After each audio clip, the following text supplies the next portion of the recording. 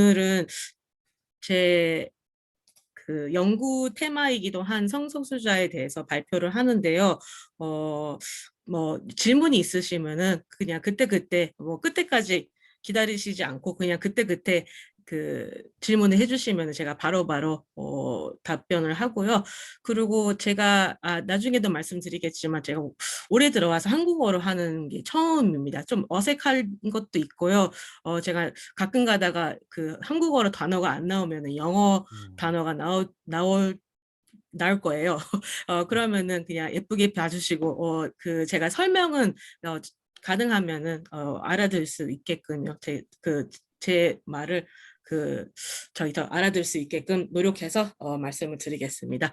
제가 오늘 파워포인트 간단한 거 준비를 했습니다. 제가 화면을 공유를 하겠습니다.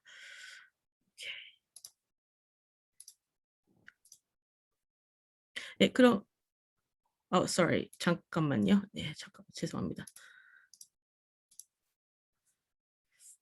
네. 잠시만요. 네, 또 됐어요. 예, 다시 공유하겠습니다. 죄송합니다.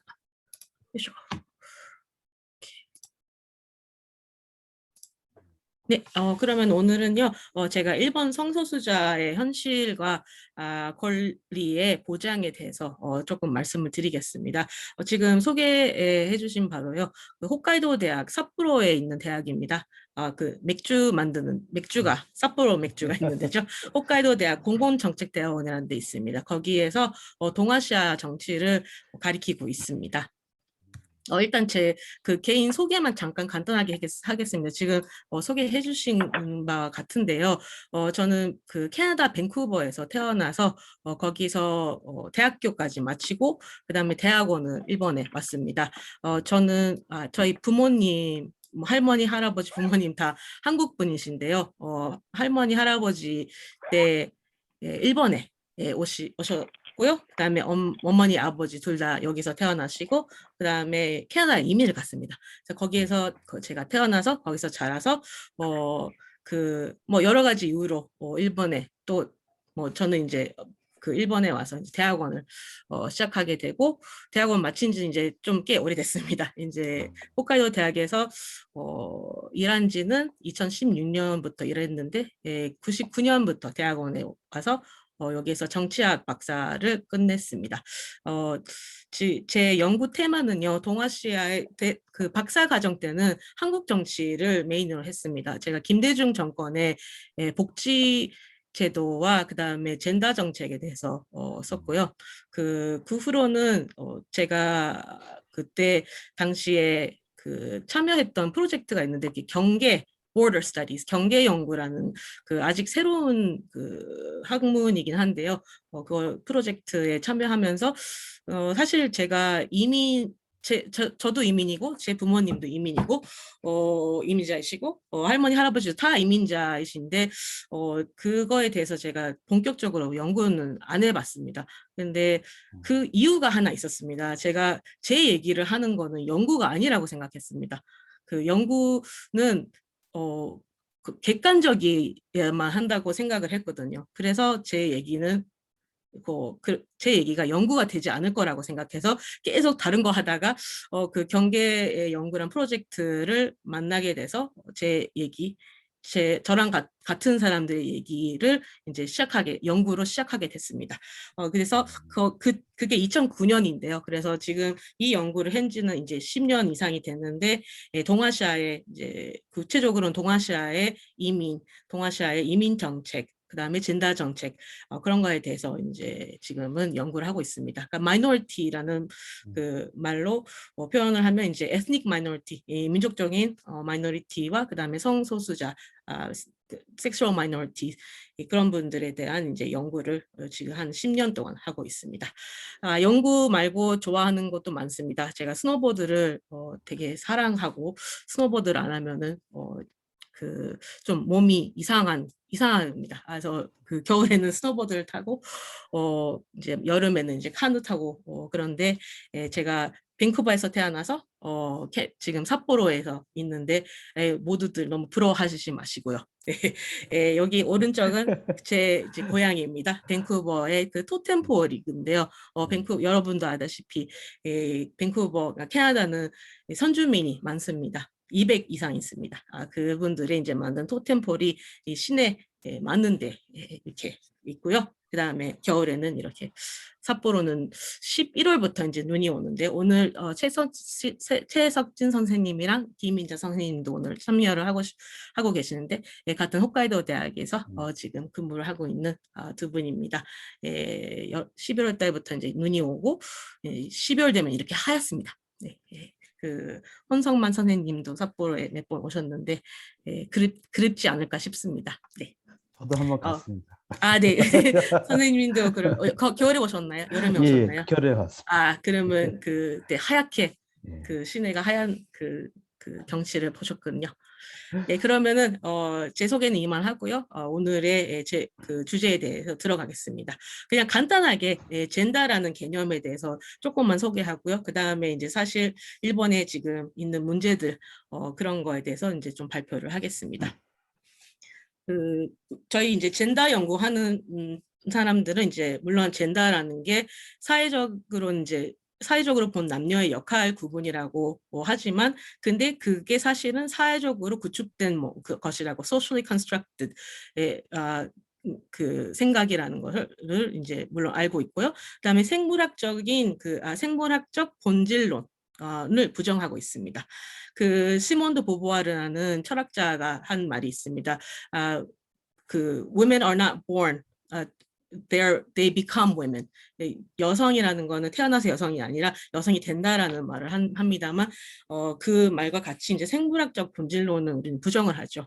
그다음에 이제 각각 문화에 보면은 문화 속에는 다양한 젠더의 표상이 있습니다. 제3의 젠더, 트랜스젠더, 인터젠더 이런 말들이 이제 여러 그 문화에서는 볼 수가 있습니다. 그 LGBT라는 그 단어가요. 일본에서도 제가 처음에 일본에 왔을 때 1999년에는 LGBT라는 말을 아는 사람이 거의 없었습니다. 근데 이제 20년 이상이 됐지만 이제는 일본의 뭐 신문을 봐도 그다음에 뭐 그 인터넷을 봐도 일본에서도 LGBT라는 말이 흔히 써 있고 뭐 학생들은 물론이고요. 제가 이제 시민 강의를 할 때도 제가 LGBT라는 말을 쓰면은 일본에 나이 드신 분들도 다 그게 무슨 뜻인지 압니다. 근데 캐나다에 있을 때는 벌써 제가 이미 중학교 때 고등학교 때는 LGBT라는 말이 있었고 근데 이 알파벳가 일본에서는 LGBT라고 쓰고 있지만 이게 사실 LGBTQIA2S 이렇게 이제 되게 깁니다. 그 중에 사실 하나만 제가 소개를 시켜드리면요. LGBTQIA2S나 2AASS 뭐 이런 그 아크로님이 되게 긴데요. 그 중에 2라는 게 있습니다. 그 유일하게 숫자가 하나 있습니다. 그 숫자가 무슨 뜻인지 아시는 분 계십니까?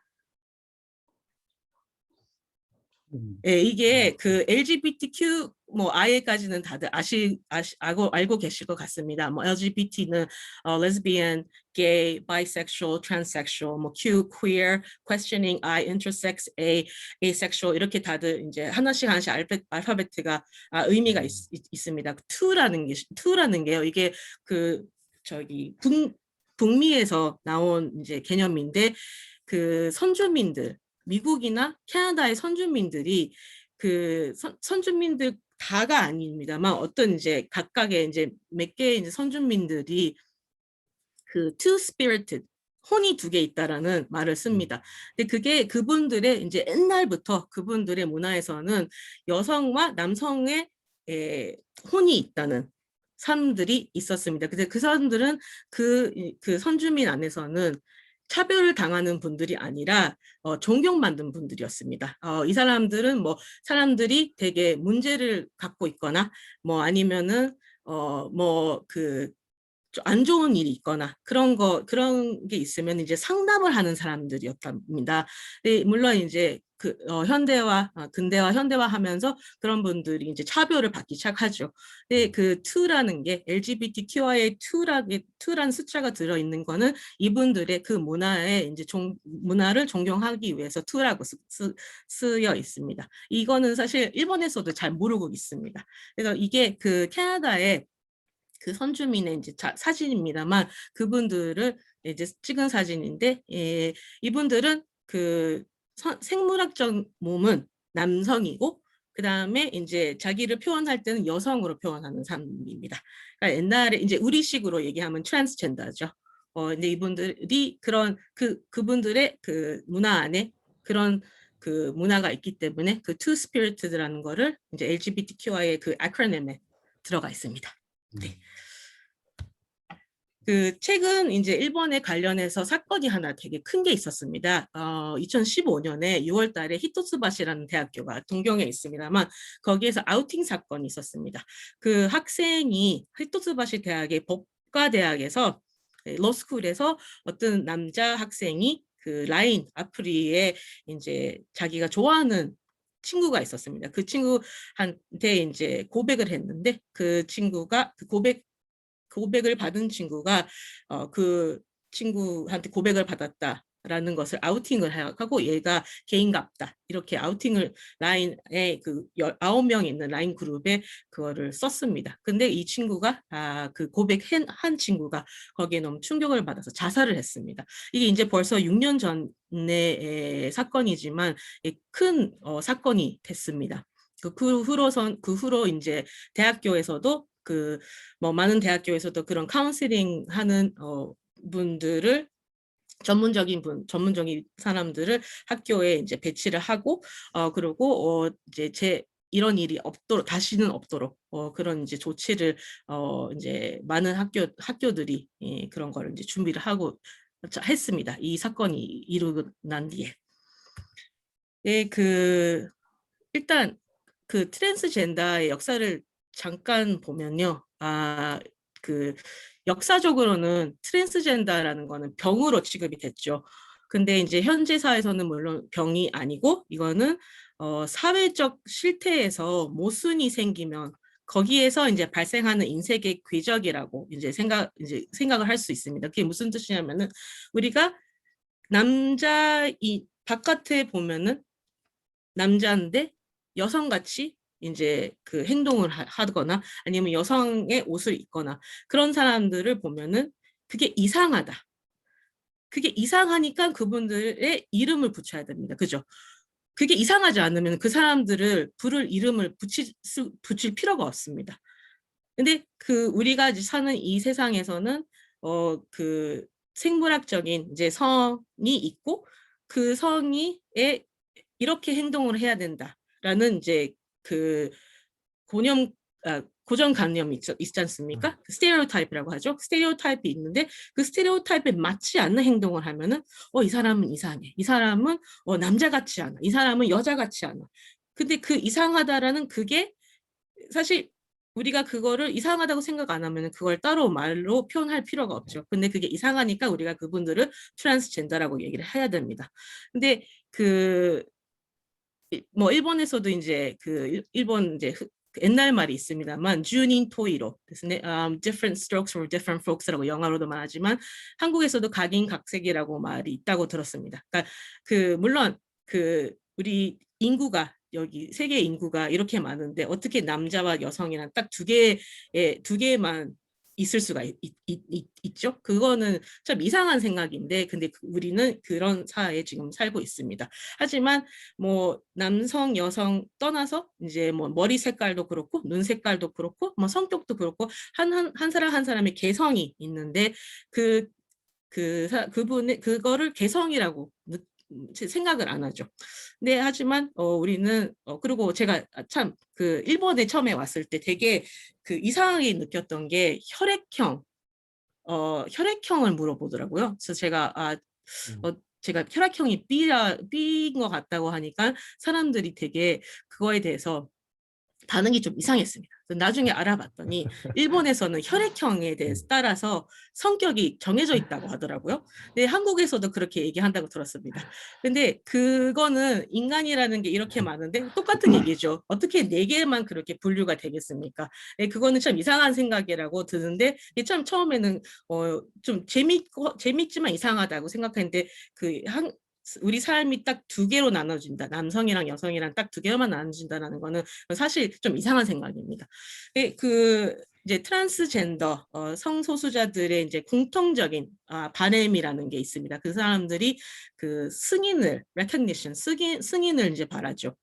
그리고 생물학적인 성과 그다음에 자기가 자신이 생각하는 자인하는 성이 다르다고 처음으로 느꼈을 때 모든 분들이 제가 이제 필드워크 하면서 물론 제 필드워크도 이제 그렇게 길게는 안 했지만 한 10년 정도 한 그 결과로 볼 때는 모든 분들이 그 공통적으로 얘기하는 게 다른 사람에게 자기가 승인을 받고 싶다라는 거와 그 다음에 자기가 사실 자기 생물학적인 성과 그다음에 자인하는 성이 다르다고 느꼈을 때 그거는 어떤 분들은 되게 어렸을 때 느낄 때가 있고 뭐 어떤 사람들은 그걸 나중에 이제 어른이 돼서 느끼는 분들도 있습니다. 그 타이밍은 다 각각 다르지만 그거를 느꼈을 때 그 인식을 했을 때 그 공포감이 엄청나게 크다고 합니다. 그게 왜냐면은 그 두 번째 얘기하고 이제 관련이 됩니다만 그거를 다른 사람한테 물론 이제 얘기 안 하는 사람도 있죠. 근데 만약에 한다고 하면은 이제 카밍 아웃이라고 하지만 그 카밍 아웃 할 때 이 사람 내가 카밍 아웃 한 사람이 그거를 받아줄까? 그 공포라고 그것도 공포스럽다고 하더라고요. 그리고 많은 분들이 이제 생각 없이 성적합 수술, 섹스 어라이먼트 서저리라고 하죠. 성적합 수술을 하면 되지 않냐? 이렇게 얘기하는 사람도 있지만 근데 이거는 사실 좀 생각이 짧은 겁니다. 왜냐하면 성적합 수술은 그건 하나의 수단일 뿐이고 수술을 한다고 모든 것이 다 해결되는 건 아닙니다. 그리고 사실 자기가 태어난 그 모습대로 살고 싶은 사람도 엄청 많습니다. 그러면 그 사람들은 그 몸에 자기가 자인하는 성이 생물학적인 성이랑 달라도 그 사람들이 그 상태로 살 수 있는 권리는 있는데 어떤 사람들은 그게 다르면 그냥 수술하면 되잖아 이렇게 얘기를 하는데 이건 참 생각이 짧은 생각이라고 생각합니다. 그리고 당사자들은 이렇게 얘기한 사람은 이렇게 얘기하면 되게 마음이 아파하죠. 그러니까 이거는 하나의 수단일 뿐이고 그거는 그 선택은 당사자가 해야 된다는 것입니다. 그리고 제일 중요한 건 역시 타자의 반응이죠. 뭐 처음 당사자들 많이 만나 보면은 당사자들은 뭐 처음에 이제 커밍 아웃을 생각했을 때 친구에게 얘기한다거나 뭐 부모님에게 얘기한다거나 뭐 많은 그 이제 사례가 있습니다만 모든 분이 다 얘기하는 게 그 타자의 반응 그게 정말 중요하다고 합니다. 처음에 얘기했을 때 그 반응이 좀 안 좋은 반응이라면 네거티브한 반응이면 그게 진짜 오래 간다고 합니다. 그 상처가 어떨 땐 그 상처가 너무 깊어서 자기가 이제 근데 도저히 살고 싶지 않다고 자기 목숨을 이제 자기 자살을 하고 그런 경우도 일본에도 많습니다. 삿포로에도 그런 분들을 이제 서포트하기 위한 호트라인이나 그런 것도 많은데요. 거기에서 일하시는 분들의 얘기를 들으면은 그런 상담이 엄청나게 많다고 합니다. 특히 그 젊은 친구들은 친구한테 얘기했더니 친구가 너 징그러워 이렇게 얘기했다고 자기 이제 도저히 그 친구하고 볼 수 없고 살 수가 없다고 그런 얘기를 하는 친구들이 많다고 합니다. 네. 그리고 다음에는 일본 LGBT 성소수자들의 이제 권리에 대해서 잠깐 말씀을 드리겠습니다. 이제 일본에서는 이제 LGBT라는 말도 쓰고요. 그다음에 총칭으로 이제 성적 마이너리티, 세이테키 마이너리티 이렇게 일본에서는 표현을 합니다. 성소수자죠. 한국말로 하면은. 물론 이제 인구 조사에는 LGBT 분들의 조사는 따로 없습니다. 그래서 일본에서는 지금 현재 덴츠라는 홍보 회사가 있는데요. 덴츠나 이런 이제 저기 민간 회사에서 하는 조사가 있습니다. 그 댄스에서 했던 조사를 보면은 물론 그 조사를 할 때 여러 가지 이제 문제가 있습니다. 물론 이 숫자가 정확하지 않죠. 그러니까 그 정확한 숫자는 좀 이제 그 보기 힘든 이유가 물론 이제 전화를 받는 사람이 한계가 있고 그다음에 그 조사할 때 이제 그, 그 조사 과정에서 이제 집 전화로 조사를 하는 경우가 이제 많은데 집 전화로 하면은 물론 그 나이 드신 분들이나 그런 분들이 이제 그 집에 이제 점심시간이나 오전 오후에 집에 있기 때문에 조사를 하면은 물론 거기에 좀 오류는 있지만 이제 거기에서 나왔던 그 숫자가 일본의 그때 이제 조사 결과는 13명 중에 1명 정도가 자기가 LGBT라고 생각한다는 결과가 있었습니다.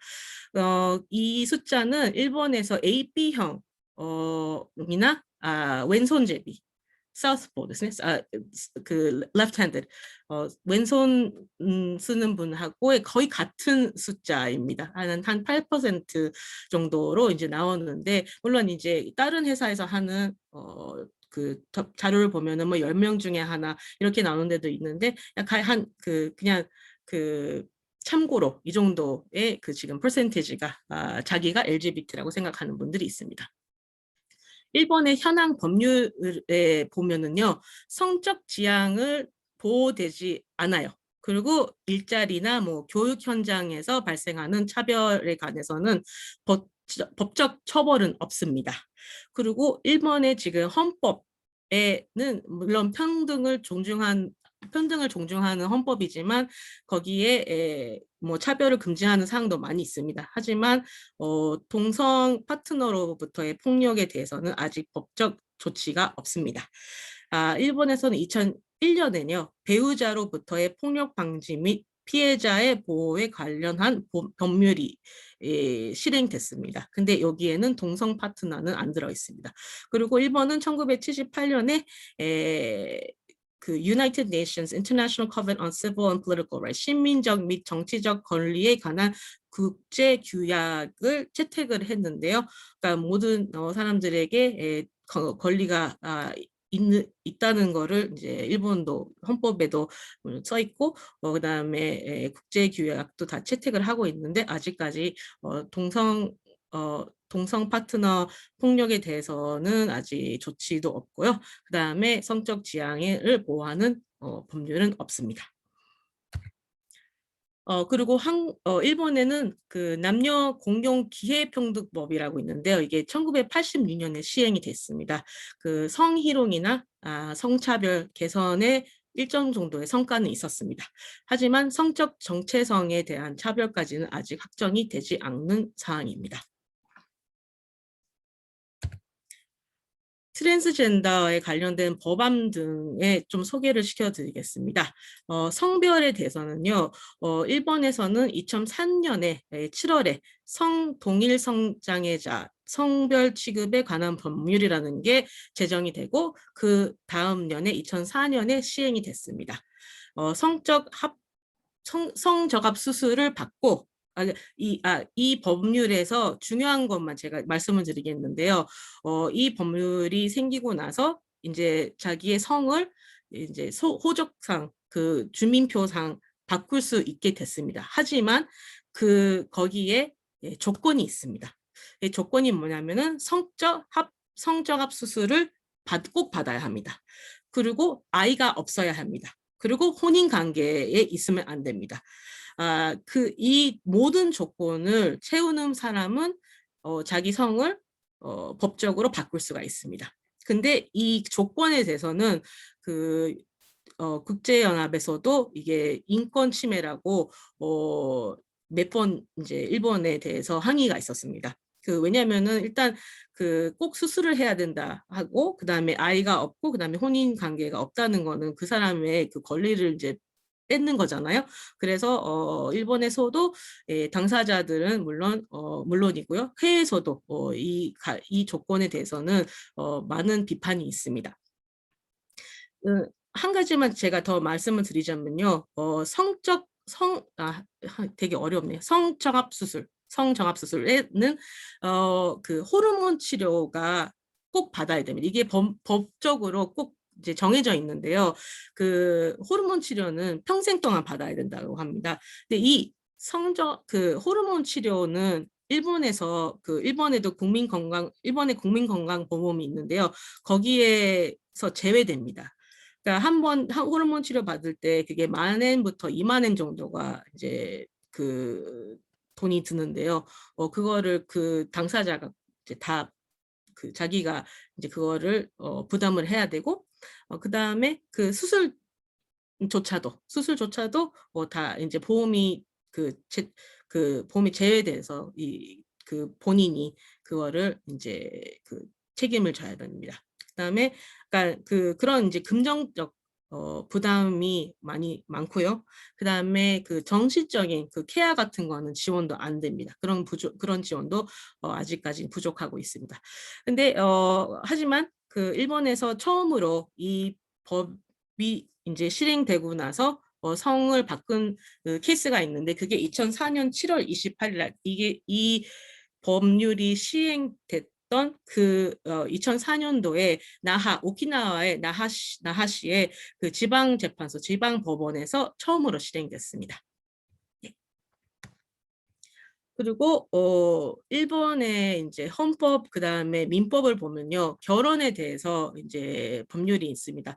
일본 헌법의 제 24조에는 혼인은 양성, 제가 한문으로 쓰는 걸 까먹었네요. 혼인은 양성 합의에만 성립이 되고, 부부가 동등한 권리를 갖는 것을 기본으로 상호 협력에 의해 유지되어야 한다, 이렇게 써 있습니다. 그 다음에 일본 민법의 제 731조부터 737조의 혼인의 요건이라고 있는데, 이 중에 731조가 혼인할 수 있는 나이에 대해서 이제 법이 있는데요. 남성은 18세, 그 다음에 여성은 16세 되어야 혼인을 할 수 있다, 이렇게 써 있습니다. 그래서 이제 일본의 이제 재판소에서는 현재 일본에서는 그 이제 헌법에 양성이란 써 있는데, 한자로 이제 양성이라고 쓰는데요. 이거는 남자와 여자라고 이제 그 해석이 된다. 그리고 민법에서도 그 혼인을 할 수 있는 나이가 이제 남성은 몇 살, 뭐 여성 몇 살 이렇게 써 있기 때문에 일본에서는 동성 결혼은 인정하지 않다고, 이게 지금 현재 일본 재판소의 일본 재판소에서는 이렇게 이제 해석을 하고 있습니다. 그러면은 질문이 이제 몇 개 아마. 선생님, 네. 앞에 그 화면에서 Yes. 결혼할 때 데키고年齢が 男性は18歳、女性は16歳にならないと公認できない。そうです。 근데 한국말로 번역하면 16세 되어야 혼인을 할 수 있다거든요. sorry. 네. 이건 있다 ですね. ごめんなさい. ね 間違えました. はい. 예. 혼인을 그러니까 남성은 16살 돼야지만 남성은 18살, 여성은 19살이 돼야지만 혼인을 할 수 있다. です. はい. 네, 죄송합니다. 네.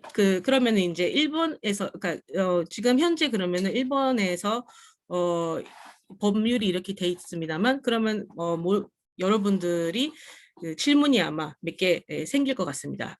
첫 번째, 뭐 일본 사람들은 이제 뭐 세계 어느 나라 가도 일본 사람은 많습니다만, 예를 들면은 보면서 캐나다나 미국은 동성 결혼이 합법이라서, 예를 들면은 일본 사람이 해외에서 for instance 예를 들면은 캐나다에서 좋은 사람을 만나서 거기서 결혼을 했습니다. 동성 결혼을 했습니다. 결혼을 하고 싶습니다. 그러면 그게 가능할까요? 현재는 이제 가능합니다. 근데 저도 지금 일본에 와서 이제 20년 이상이 됐는데 일본 사람이랑 결혼을 했습니다. 이거는 어느 나라도 그런데 그 다른 나라에서 결혼할 때 그 자기 나라에서 결혼 상태이지 않다라는 증명서를 떼야 됩니다. 저도 그랬습니다. 저도 여기서 혼인 신고할 때 제 캐나다 대사관에서 캐나다 대사관에 연락을 해서 제 그 저기 그 독신 증명서라고 이제 흔히 말하는데 일본에서는 이게 혼인 여건 구비 증명서라고 이렇게 그게 그 정식 이름인데 그거를 떼와야 된다고 하더라고요. 그래서 캐나다 대사관에 전화를 해서 그 증명서를 부탁한다고 하니까 몇 주 있다가 그게 왔더라고요. 그거를 이제 같이 제출을 해야 됩니다. 근데 일본 사람이 캐나다에서 결혼할 때 이게 이성 결혼이라도 동성 결혼이라도 마찬가지인데 여권 구비 증명서 그 이제 즉 그 동신 증명서를 제출을 해야 됩니다. 근데 이거는 이제 그분이 그러니까 그 캐나다에 있는 일본 분이 일본 대사관 영사관을 통해서 일본에 자기의 이제 그 출생지 아니면 자기의 주민표가 있는데 동사무소에 연락을 해서 발급을 받아야 됩니다. 근데 그래서 그것만 있으면은 캐나다에서는 그 일본 사람이 캐나다 사람하고 동성 결혼이 가능했습니다. 근데 2002년부터 2009년까지 이게 안 됐던 7년 정도 안 됐던 기간이 있었습니다. 그게 왜냐면은 그 일본의 대사관 쪽에서 그러면 독신 증명서, 혼인 요구 구비 증명서를 그러면 발급해드리겠습니다. 그 결혼하시는 분의 그때까지 2002년까지는 그 결혼한 사람의 성별을 그 기재할 필요가 없었는데 갑자기 2002년에 그 이제 서류에는 그 상대방의 성별을 기재했어야 합니다. 그래서 그거 이제 거기에 여러 번 케이스가 있었다고 합니다만 거기에 성별에 일본 남자분이 그 결혼한 상대가 남자라고 썼을 때 이 독신 증명서를 발급을 안 해줬답니다. 이게 7년 동안 그런 상태가 있었다고 합니다. 그래서 그 당시에 사회민주당의 후쿠시마 미즈호라는 국회의원이 있었는데 이분이 그거를 문제를 제기를 했어요. 그래서 그 결국에는 이 혼인 여권 구비 증명서라는 거는 그 후쿠시마 미즈호 국회의원은 이거조차 필요 없지 않느냐라고 하셨는데 그 일본에서는 이제 결국 끝에 가서 결과적으로는 이 증명서는 계속 지금도 그 발급을 해야 되고 이게 없으면 이제 결혼을 못하지만 그 다음에 하지만 그 상대의 그 저기 성별을 이제 안 넣어도 되는 식으로 지금은 이제 그 절차를 밟을 수가 있고 그 다음에 그러니까 지금은 이제 일본인이 해외에서 동성 결혼을 할 수가 있습니다. 네. 근데 그 해외에서 동성 결혼이 가능합니다만 문제가 하나 있습니다. 그 문제가 뭐냐면은 일본에서 동성 결혼이 인정이 안 되기 때문에 그 아까 전에 예를 들었을 때 캐나다에서 일본 사람이 캐나다 사람이랑 결혼했어요. 그러면 캐나다에서는 그 두 분이 혼인 관계에 있다고 인정을 하죠. 근데 그분들이 일본에 무슨 이유 때문에 일본에 왔어요. 그럼 일본에서는 그분들이 결혼한 상태라고 인정을 안 하죠. 그렇게 되면은 이제 물론 상속 문제도 있고요. 그 다음에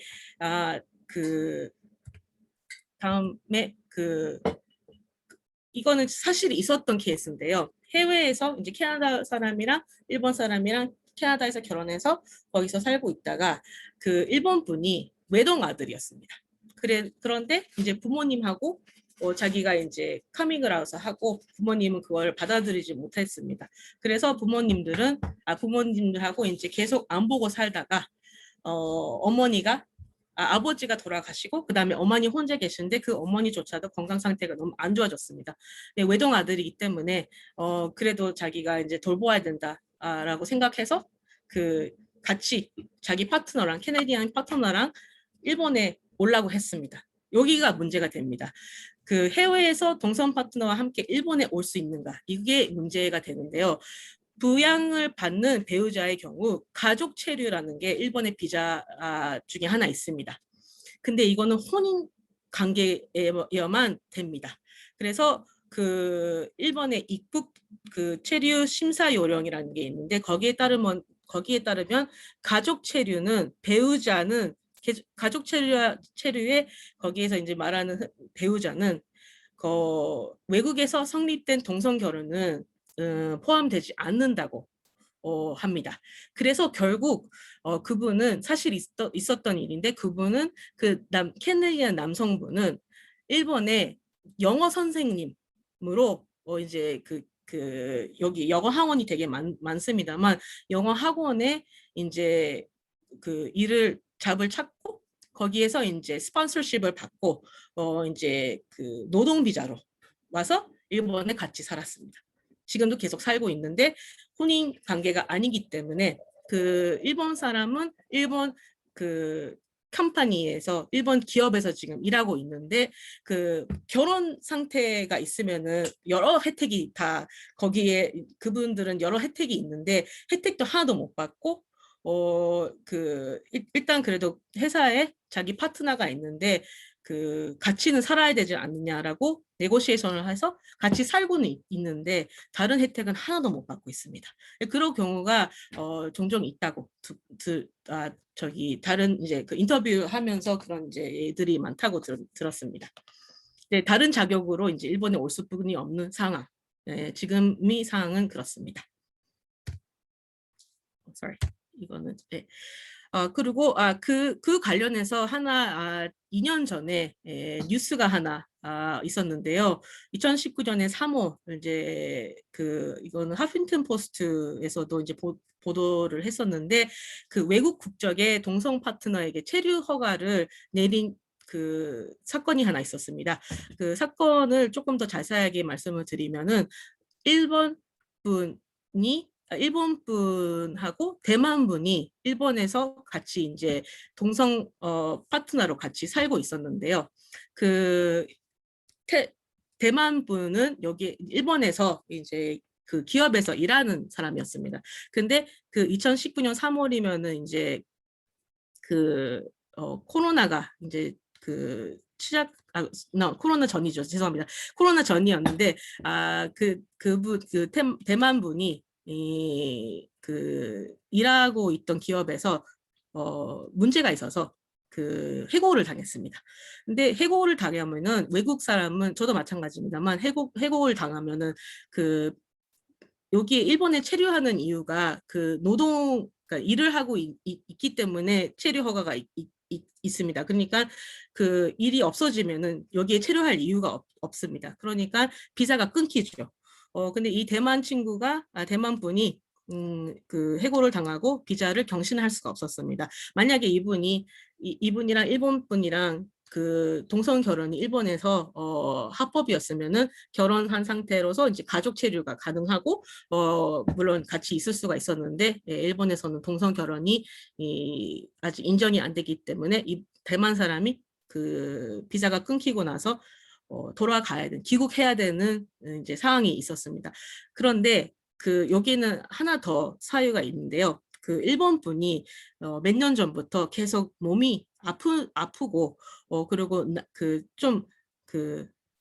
어려운 병에 걸려 있었습니다. 근데 그 대만 그 파트너가 그분의 이제 케어를 계속 하고 있었다고 합니다. 그래서 이제 그거를 법원에다가 이제 얘기를 해서 이제 재판이 있었습니다만 그 재판소에서는 이거는 그 특별한 이유가 있기 때문에 체류 허가를 내리도록 하겠다라고 humanitarian reason 인도적인 이유로 이분에게 체류 허가를 내렸다고 합니다. 근데 물론 그렇다고 해서 그 후로 동성 파트너에게 체류 허가가 계속 내렸다는 건 아닙니다. 딱 되게 유니크한 케이스인데요. 그 동성 커플의 그때 당시에 책임이 담당했던 그 변호사가 동성 커플의 이제 권리 보장에 있어서 큰 의미가 있다는 결정이라고 말씀을 했는데 이런 케이스들이 더 이제 많아지면은 또 일본이 이제 변할지도 모른다는 생각입니다.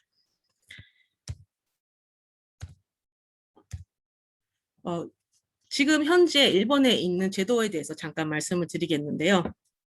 또 일본에서는 이제 지금까지 아직까지는 동성 결혼은 합법이 아닙니다. 그래서 하지만 일본에서는 2015년에 동경의 시부야쿠 세타가야쿠가 있는데 거기에서 일본에 이제 처음으로 파트너십 제도라는 게 실행이 됐습니다. 삿포로시는 2017년도에 파트너십 제도가 도입이 됐고요. 그리고 지금 현재는 103개의 지자체에서 파트너십 제도가 도입이 되고 있습니다.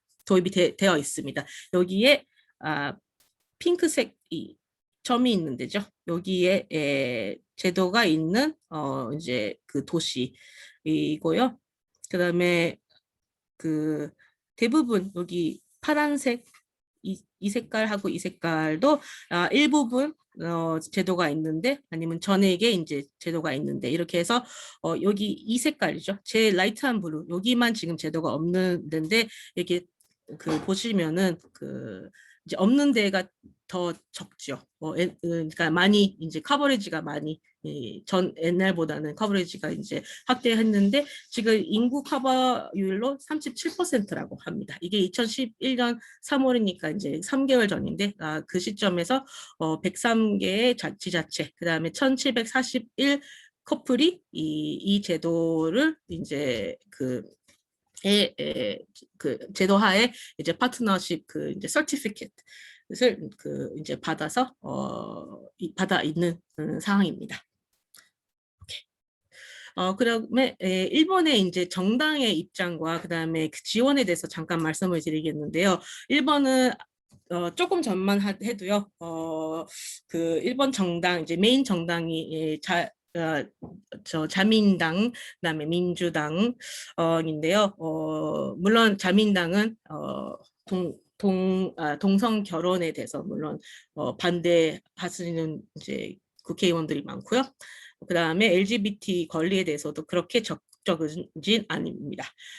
민주당은 오히려 이제 조금 그 민주당 이제 국회의원 중에 당사자가 있는 것도 있어서요.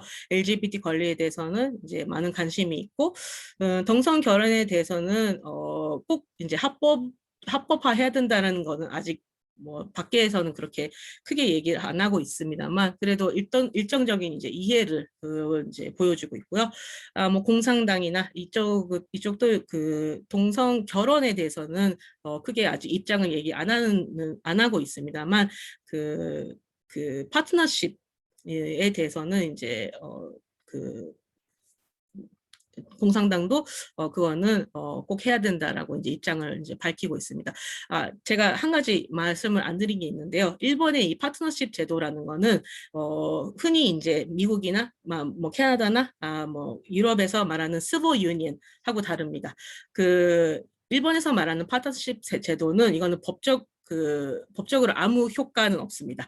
그냥 이제 자체에서 이 두 분이 이제 파트너라는 것을 증명해주는 증명서만입니다. 아무 이제 혜택은 없고요. 다만 이제 그 파트너십 그 서티피켓을 이제 발행하는 자체가 안에서는 예를 들면은 파트너가 사고 났어요. 파트너가 갑자기 아파서 ICU에 갔어요. 그러면은 그 파트너 이제 결혼한 사람이나 그러니까 가족이 아니면은 그 사람이 병문을 못 가는데 이 서티피켓을 가져가면은 병원에서 이제 그거를 저기 인정을 해주고 많은 데서는 인정을 다는 아니고요. 인정을 해주고 그 파트너 병문관을 갈 수도 있고요. 그리고 그거를 가져가면은 그 휴대폰 이제 가족 디스카운트 그런 거는 다 이제 혜택이 되고요. 그런 거는 이제 그 있습니다. 당사자들에게 물어보면은 모든 분들이 it's not enough. 아직까지 그 충분하진 않지만 물론 동성 결혼이 합법화하는 게 제일 중요하지만 그래도 있는 거와 없는 거에서는 큰 차이가 난다고 당사자들이 많은 분들이 그렇게 얘기를 하고 있습니다.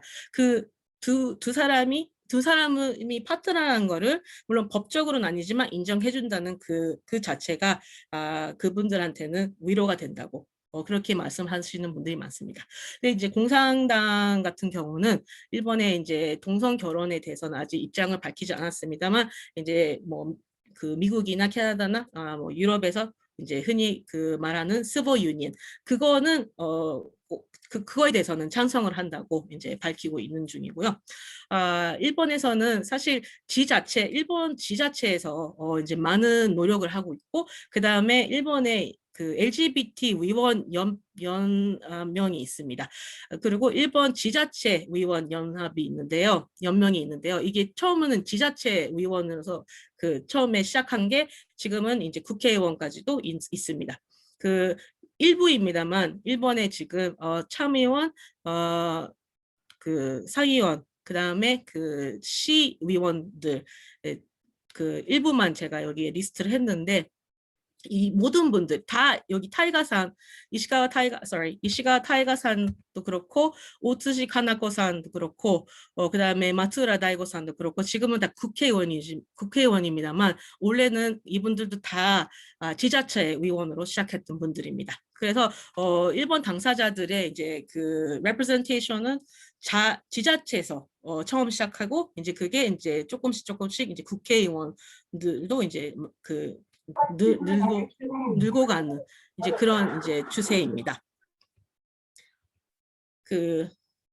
저도 되게 친하게 지내고 있는 분들이고요. 정말 제가 이제 뭐 인터뷰할 때도 싫은 소리 하나도 안 나고 그 긴 시간을 저에게 이제 주시는 분들인데, 여기가 카미카와 아야산, 오츠지 카나코산, 그다음에 이시카와 타이가산, 그다음에 이분이 이제 이시즈카산, 다들 모두 다가 지금 처음에는 지자체에서 시작했고, 여기 그 오츠지 카나코산 이분이 지금 이제 국회의원입니다만, 이분 처음에는 오사카의 그 지자체 의원으로 시작하신 분입니다. 네. 그리고 프라이드 마치, 일본은 프라이드 마치가 이제 긴 그 역사가 있고요. 90년대 후반부터 도쿄에서는 프라이드 마치가 있었고, 그 다음에 이 사진은 그 동성 파트너 그 시부에서 처음 그 파트너십 제도가 도입됐을 때 처음 first couple, 제일 처음으로 거기에 이제 가서 이제 신청했던 두 분입니다. 그리고 next is Pride March. 프라이드 마치가 이제 일본에서는 긴 역사가 있는데, 90년도 후반에 일본에서는 이게 처음에는 학생들이 대학교생들이 처음 시작했던 운동이고요. 그게 이제 점점 퍼지면서 지금은 이제 동경은 물론이고 삿포로에서도 큰 프라이드 마치가 있습니다. 이게 도쿄 프라이드 마치 때는 그 지자체 의원들도 다 나와서 이제 같이 이제 그 행진하고 그럽니다. 작년에는 코로나 때문에 중지가 됐는데, 올해는 지금 이제 크라우드 펀딩을 하고 이제 그 프라이드 마치 위원회가 이제 벌써 여러 준비를 시작하고 있는데, 어떻게 될지는 아직 모릅니다만 매년마다 삿포로에서도 90년대 후반부터 계속 삿포로 프라이드 마치를 하고 있는 중입니다. 그리고 성소수자들의 이제 기업의 지원에 대해서 잠깐만 말씀드리겠는데요. 일본에서는 아직까지 그렇게 많지는 않습니다. 하지만 그래도 몇 기업은 그 지원을 하고 있는데, 브리지스톤 그 타이어 만드는 회사죠. 그 브리지스톤은 회사 안에서 이제 그 LGBT에 대한 이제 교육을 하고, 그 다음에 그 LGBT에 관한 그 스터디 그룹도 있고, 그리고 그 LGBT에 대한 이제 그분들의 이제 아직까지는 이제 그 일본의 법률로는 그분들이 이제 차별받거나 그런 거는 아직 법적으로 처벌은 없습니다. 브리지스톤 회사 안에서는 만약에 그런 케이스가 있다, 뭐 하라스멘트, 자기가 성소수자인데 그것 때문에 차별을 받았다, 아니면 뭐 거기에 대해서 뭐 하라스멘트를 받았다, 그런 거는 이제 회사 쪽에 말을 하면은 이제 그거를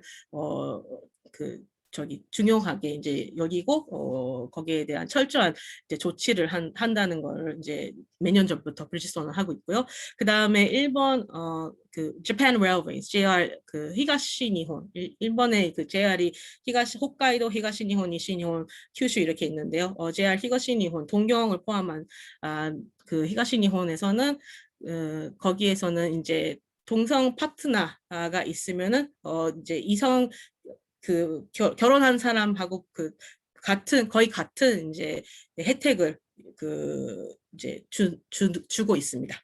그리고 잘도 Japan Airlines 그 항공사도 LGBT friendly, LGBT sensitive 트레이닝도 하고 그다음에 이제 프라이드 마치나 이런 데 이제 서포트도 하고 있고요. 그리고 휴대폰 회사는 벌써 오래 전부터 그 동성 파트너에 대해서는 그 서티피켓 가 있으면은 바로 이제 가족 디스카운트를 해주고요. 그다음에 라이프매트 보험 회사에서는 그 생명보험은 원래 생명보험은 그 가족에만 이제 가족끼리만 가능하지만 이제 동성 파트너에서도 그 파트너십 서티피케트 가지고 가면은 보험을 이제 넣을 수가 있는 이제 회사입니다. 그래서 일본에서도 그 LGBT friendly라는 이제 용어를 쓰는데 그런 이제 기업들이 이제 많이 생기고 있습니다. 일본어로는 흔히 이제 니지로, 레인보우란 뜻인데요. 그런 이제 용어를 쓰면서 적극적으로 LGBT에 프렌들리한 이제 기업들이 이제 모여서 그 웹사이트도 만들고 그러는데 이제 그런 사실 일본에서는 지자체와 그다음에 그 민간 기업에서는 이해도 많이 되고 그다음에 많은 노력을 하는 거는 사실 그 나라가 아니라 그 이제 민간 기업이나 이제 지자체에서 많은 노력을 하고 있습니다.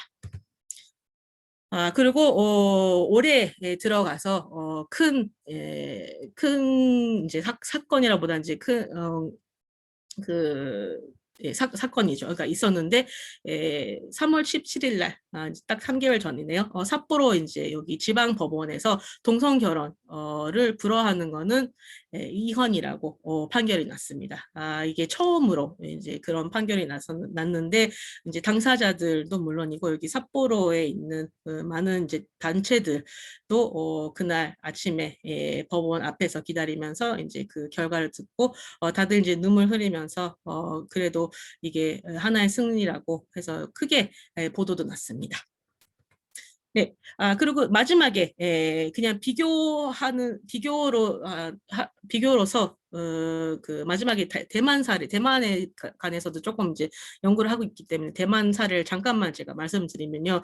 물론 여러분도 알다시피 대만은 제일 선진적인 나라고 그런 LGBT 성소수자들에 관해서는 선진적인 나라고 그다음에 그 많은 아시아 최초로 동성 결혼이 이제 그 합법이 된 나라입니다. 2015년에 그 전에 이제 합법화되기 전에 2015년에 카오슝, 타이페이 그 대만의 큰 도시에서는 파트너십 제도가 벌써 도입됐고요. 그 다음 해에는 2016년에는 거의 대만의 큰 도시들은 파트너십 제도가 도입이 됐습니다.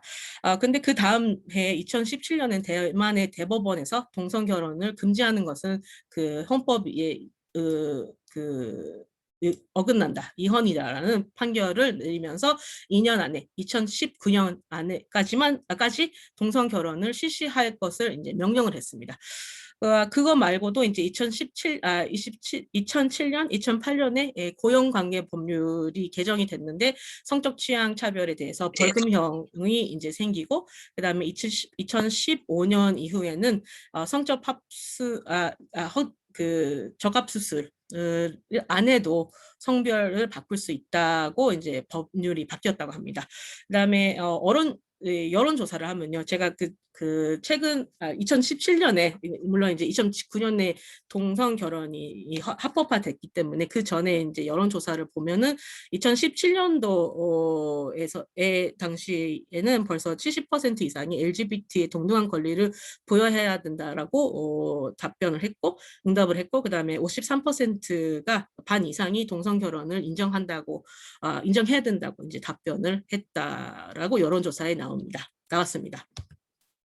그리고 이제 대만에서도 이제 1990년도 들어가서 이제 1990년도 후반에 들어가서 프라이드 마치가 크게 대만에서도 이제 열리고요. 지금은 이제 대만의 그 프라이드 마치는 이제 세계 많은 나라에서 대만에 와서 이제 프라이드 마치 같이 이제 행진하고 합니다. 일본의 프라이드 마치도 마찬가지입니다. 해외에서 많이 오시고요. 그리고 여러분들 아시다시피 2019년 5월 17일에 동성 결혼을 인정하는 특별법이 법안이 통과를 하고 그 다음에 그 일주일 후 24일에 동성 결혼의 특별법이 시행이 됐습니다. 그래서 대만이 아시아 최초로 동성 결혼이 합법화된 나라가 됐습니다. 1시간 동안 저 혼자만 이제 얘기를 했는데요. 지금부터 이제 그 질문이 있으신 분들, 아니면 그 오늘 그 오신 분들의 중에 이제 한국에 대해서 이제 현황을 좀 알려줄 수 있는 분들이 있으면은 좀 알려주시면 대단히 감사하겠습니다. 제 발표는 마치겠습니다. 한국말이 잘 안 나와서 죄송합니다. Thank you very much. 괜찮습니다. 고맙습니다. 와. 잘 들었습니다, 선생님. 잘 들었습니다. 자, 뭐 그럼 쉬는 시간 없이 바로 이렇게 계속 진행할까요? 뭐 어떻습니까? 다른 분들. 그래서 한 5분 정도 쉬었다는 게 어떨까 싶습니다. 그런가요? 예. 그럼 잠시 한 5분 정도만 숨을 좀 돌리고 Yes. 8시 8분에 그러면 시작하도록 하겠습니다.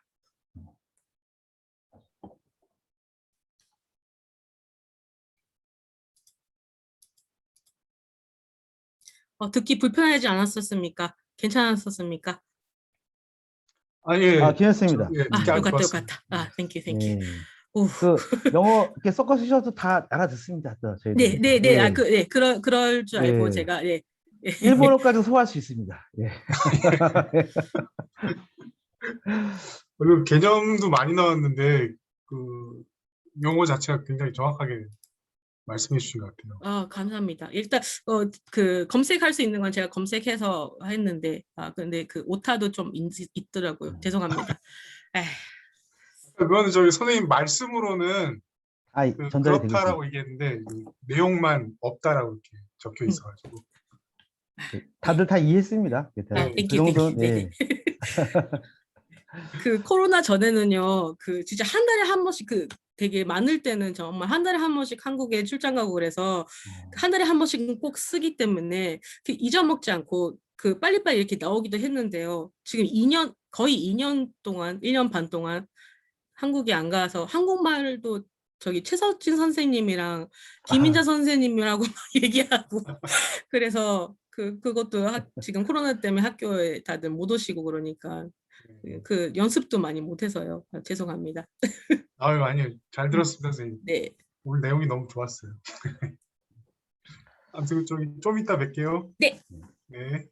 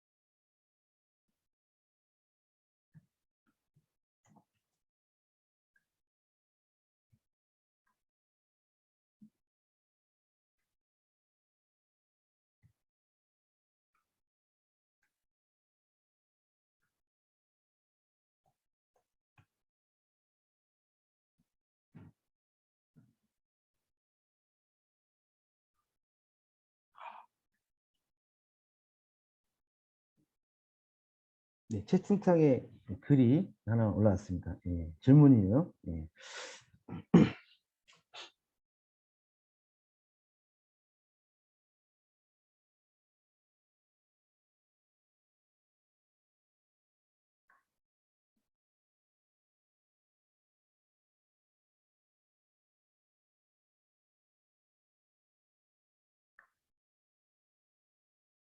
네,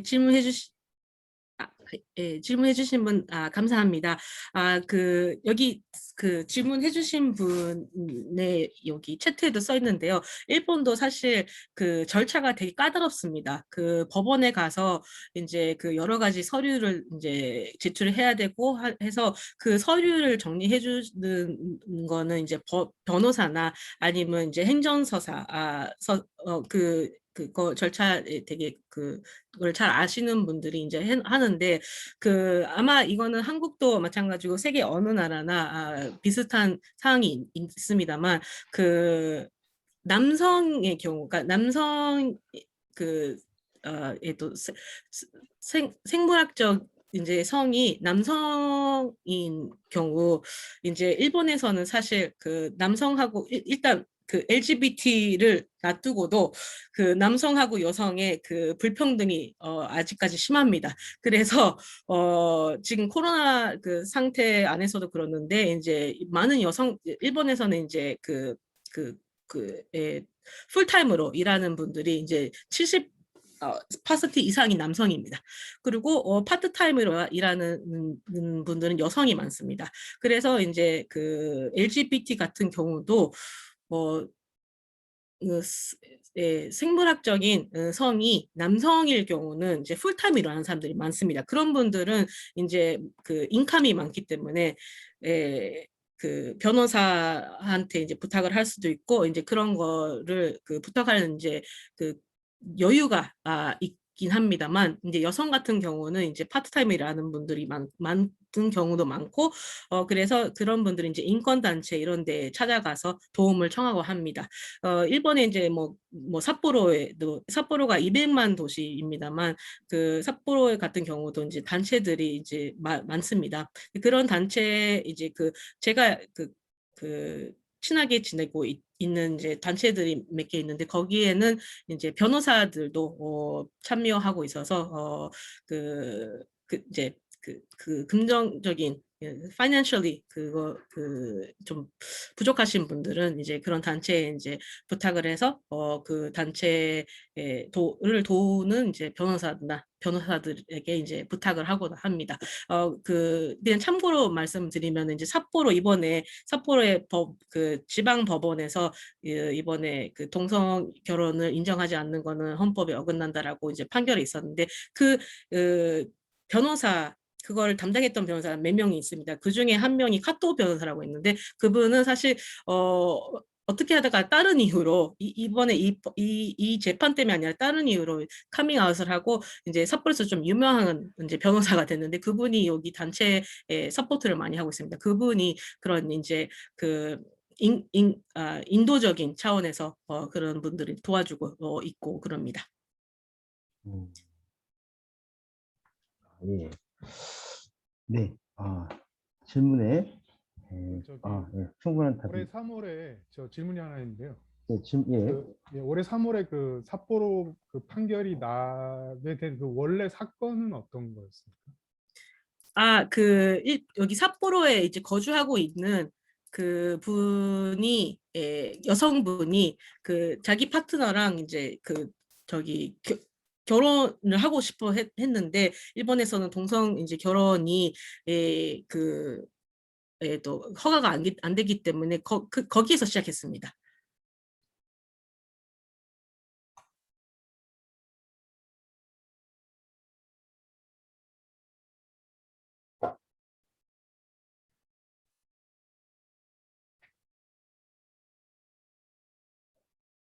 네. 그러면 답변을 볼게요. 예, 다른 분들도 다들 화면을 꺼놓으셔가지고 안 보이는데 과감하게 화면을 켜고 이렇게 말씀하셔서 좋습니다. 네.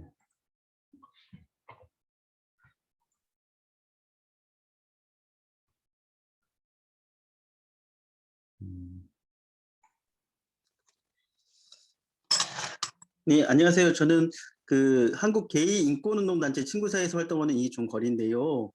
네, 안녕하세요. 반갑습니다. 제가 지금 이동하다가 이제 막 집에 와서 식사 중이라 화면을 열기는 좀 부담스럽고, 네, 우선은 그러니까 그 진나오미 선생님이 이야기 잘 들었고요. 그 이동 중이었지만 그래도 중요한 말씀 잘 해주신 거 정리 잘 말씀해 주신 것 같아서 여러분도 저도 그러니까 일본의 상황을 알고는 있었으나 좀 더 자세하게 좀 파악할 수 있는 것 같아서 도움이 됐던 것 같습니다.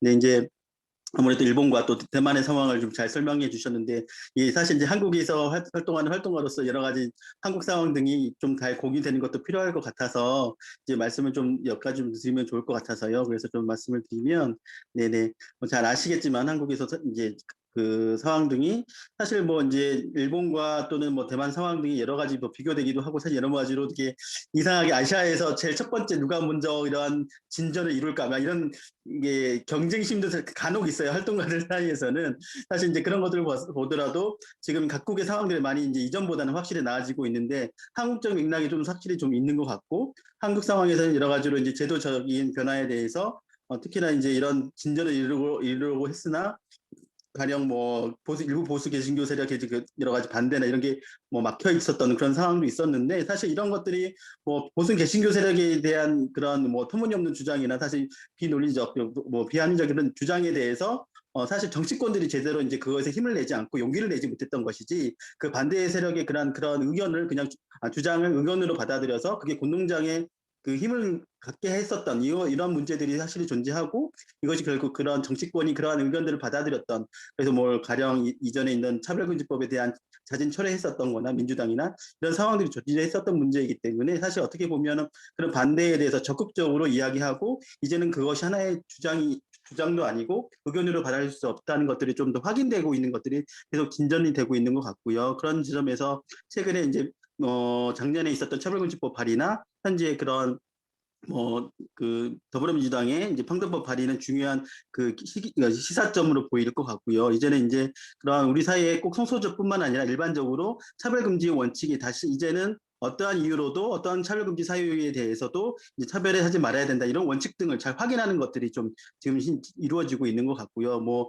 이제 최근에 있었던 10만 그 국민동의 청원이 달성됐었던 것들 상황을 보더라도 그런 뉴스들이 좀 이제 인식이 되고 있는 것 같습니다. 이제 이게 이제 중요한 또 차별금지법 또는 평등법이 우리 사회에서 단순하게 정치권 내에서 논의로 이루어진 게 아니라 실제로 처벌받고 있는 사람들이 말을 하고 권리를 요구하고 있는 상황들로 이어지게 되면 더 큰 힘을 받고 그것이 빠르게 더 논의될 수 있을 것 같고 저희는 또 그러한 연내 재정을 목표로 그런 활동을 하고 있고요.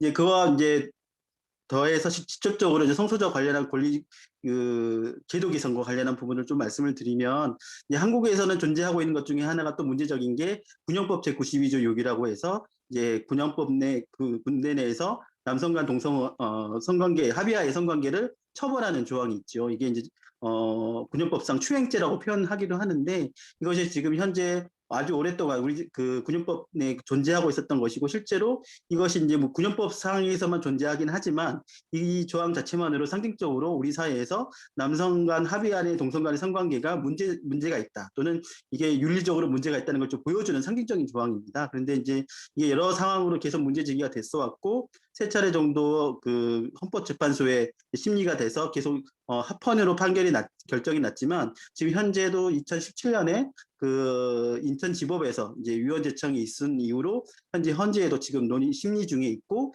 이것이 결국에는 이제 지금 정권 안에서는 가능하면 결정이 나면 좀 더 유리하지 않을까 이렇게 좀 판단을 하고 있고 여러 가지 이제 뭐 명확성의 원칙이나 평등의 원칙에 의해서 헌법에서도 여러 가지 논의가 있는 상황 안에서 위헌적이다 이런 의견들이 많이 이루어지고 있고 사실 실질적으로 이렇게 합의하의 성관계, 동성 간 합의하의 성관계가 실제로 공기강에 어떤 문제가 있는지 제대로 국방부나 저는 연구가 없거든요. 사실 그것은 너무나 그 기본적인 혐오적인 그런 자신들의 어떠한 그 판단에서 이루어지는 그런 계속 그 판단이 진행되고 있는데 이런 부분들에 있어서 좀 이제 곧 빨리 심리가 돼서 결정이 나면 좋을 것 같고요.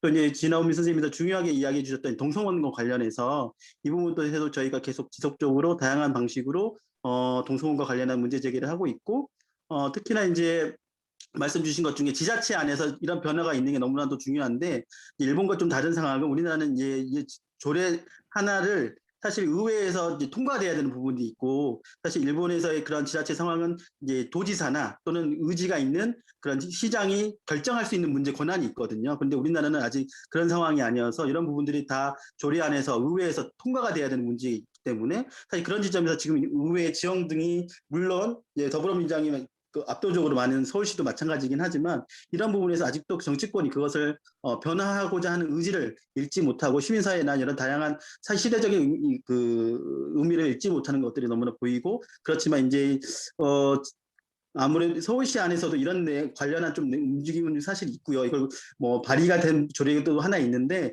이걸 뭐 아직 공개적으로 지금 이제 전략적인 상황에서 논의를 하지 못하고 있으나 이와 관련된 비슷하게 논의되고 있는 부분이 있다는 것 정도 말씀을 드릴 수 있을 것 같습니다. 그리고 중요하게 좀 말씀을 드리면 좋을 게 동성원에 대한 우리가 이제 그 전략적인 관점에서 본다면 동성원 합법화라는 표현보다는 저희는 법제화라고 표현하고 있는데요. 무슨 이야기냐면 동성원이 지금 있는 제도 안에서 시도할 수 없는 것이 아니라 충분히 국가가 의지가 있다면 또는 법원에서 좀 더 판단하는 의지가 있다고 한다면 그것을 불수리할 수는 없을 거거든요.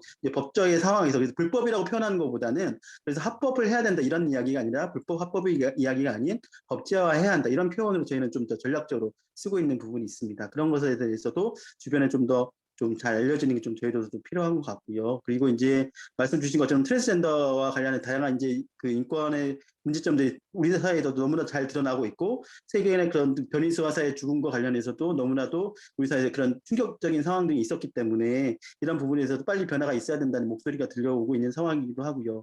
작년에 이제 올 초에 그 국가인권위원회에서 작년에 이제 변이수화사의 그런 그 용기 있었던 그런 목소리 권리를 요구했었던 상황 등이 이제 국가인권위원회에서도 인지를 해가지고 트랜스젠더의 차별실태 조사, 인권에 대한 차별실태 조사를 작년에 연구조사를 했고 올해 발표되는 상황이 있습니다. 이걸 통해서도 다양하게 지금 우리 사회에 얼마나 트랜스젠더가 존재하고 있고 사실 이런 인권 현실이 너무나 힘든 것들이 사실 20년 전에부터도 이야기되어 왔지만 아직도 뚜렷한 변화가 없었다는 것들 이런 것들이 좀 더 그 조사에 좀 드러나 있는 부분이고 특히나 이제 변희수 화사의 죽음으로서 좀 더 국회 차원에서도 좀 많이 인지가 되고 있는 것 같기는 사실인 것 같습니다. 그리고 이제 이런 부분들을 좀 종합적으로 말씀을 드리면 사실 한국 안에서도 진전이 없는 것은 아니고 다양한 시민사회들의 다양한 여러 가지 진전이 확실히 있고 그리고 뭐 그 동성혼과 관련해서는 뉴질랜드 대사가 그 아실지 모르겠지만 뉴질랜드 대사가 동성 커플이에요. 지금 우리나라에 현재 있는 뉴질랜드 대사가 이제 대사는 이제 남성 커플인데 동성 남성 커플인데 대사는 뉴질랜드인이시고 파트너는 일본 분이세요. 이분들이 사실 한국에서 주재하기 위해서 다양한 노력을 하셨고 그 가족으로서 또 청와대에서 가족으로 인정받기 위해서 다양한 학교의 외교적인 노력을 했는데 좀 뒤늦게서야 이제 외교부에서나 또는 법무부에서 이러한 체류 자격을 이제 가족으로서 인정하게 됐고 그래서 작년인가 재작년인가에 아무래도 그 청와대 대사관 가족 행사에 부부로서 정식 부부로서 이제 존중받고 있었던 상황들이 있었습니다. 이런 변화들이 사실 좀 더 알려지는 것도 필요하고 이런 것들에 대한 좀 더 우리도 사회에 변화가 있다는 것들이 좀 있으면 좋을 것 같고요. 이제 정치권에 좀 빠르게 사실 이제 이거 논의를 해서 사실 민주당이 계속 이뤄가진 차별금지법이나 평등법에 대해서 기존에는 이 이야기를 제대로 하지 못하다가 이제는 당론으로 좀 논의를 해야 된다 이렇게 저희로서도 압박을 하고 있는데 이런 것들이 꼭 연내에 제정됨으로써 어떤 흐름을 만들 수 있지 않을까 싶습니다. 네, 이 정도 말씀드리겠습니다. 네, 아주 한국 사항을 많이 말씀해 주셨습니다. 감사합니다. 예, 되게 예. 참고가 됐습니다. 예. 제가 저기 이종걸 선생님 그 말씀 들으면서 몇 가지 생각이 난 게 있어서 요새 잘 잊어먹어요. 안 쓰면은 꼭 잊어먹어요. 근데 안 잊어먹게 지금 제가 말씀드리면은 관련은 아니지만 제가 이민 연구를 하면서 illegal이라는 말을 안 써요. We don't say illegal migrants. 그렇게 얘기 안 하고 undocumented라고 쓰자고 했거든요. 그러니까 그 이민 연구하시는 분들이 사람이 illegal 맞습니다. 위법이라는 거는 이상한 말이다. 그러니까 체류 자격증이 없다. 이렇게 얘기하자라고 이제 흔히 그 마이그레이션 스터디스 하는 분들이 얘기하는데 그 말이 이것도 그 이제 해당이 된다고 생각이 들었습니다. 다른 표현은 제가 그 생각이 안 나는데 법률화한다. 그거는 그렇게 얘기하는 게 옳다고 생각합니다. 그리고 그 대만의 이제 당사자들 아니면 그 알라이즈 분들, 그 단체분들 말씀을 이제 몇 번 들었었는데 대만에 있는 분들이 이렇게 얘기를 하더라고요. 물론 일본 당사자들도 그러는데 우리는 우리 그 당사자들을 위해서 특별히 새로 법을 만들어라는 건 아니다. 우리가 주장하는 게 그게 아니라 다른 사람들이 다 그 naturally 그 자연적으로 가지고 있는 권리를 우리에게도 그게 혜택이 됐으면 좋겠다는 거지. 새로 우리에게 특별하게 혜택을 주거나 특별하게 새 법을 만들거나 그런 걸 원하지 않는다. 그게 우리가 주장하는 게 아니란다는 말을 제가 생각이 났습니다. 그 대만에서도 이제 이번에 2019년에 그 동성혼이 이제 법률화 됐을 때 그때 이제 당사자들 그다음에 그 단체분들은 사실 반은 좋았지만 반은 좀 그렇게 그러니까 뭐랄까요? 그 두 손 들고 좋다고 얘기를 못한다고 하더라고요. 그래서 제가 왜 물어봤더니 이게 특별법으로 돼 있잖아요. 그 대만의 그 이제 동성 결혼법이 이게 특별법으로 돼 있기 때문에 근데 당사자들 그다음에 단체분들은 대만의 민법을 바꾸고 싶었는데 근데 그렇게는 안 된 게 되게 좀 자기네들로서는 불만이라고 얘기를 하더라고요. 그러니까 그런 이제 얘기들이 참 생각이 났습니다. 네, 선생님 감사합니다. 제가 또 여쭤보고 싶은 게 있으면 제가 연락을 드리고 싶습니다. 네, 감사합니다. 그리고 이것도 제가 잊어먹기 전에 일본에서 자기 성별을 법적으로 바꾼 분들이 지금 2021년 상황으로 10,000명 있습니다. 이게 2004년에 법이 실행이 됐는데 2004년부터 지금까지 10,000명이 있다고 하더라고요. 그다음에 홍선만 선생님 제가 아까 전에 자세히 말씀 안 드려서 죄송한데요. 삿포로에 재판이 어떻게 시작했냐면은 커플이 3 couples 세 커플이 있었는데 그분들이 자기네들 이제 혼인 신고서를 써서 이제 동사무소에 갔더니 그거를 받아들이지 않았어요. 동사무소 분들이. 그래서 거기에 대한 이제 정신적인 충격이나 그다음에 이게 헌법이나 헌법에 써 있는 일본에 있는 사람들은 모두가 자기의 행복을 추구할 수 있다는 헌법에 써 있는 이게 어긋난다.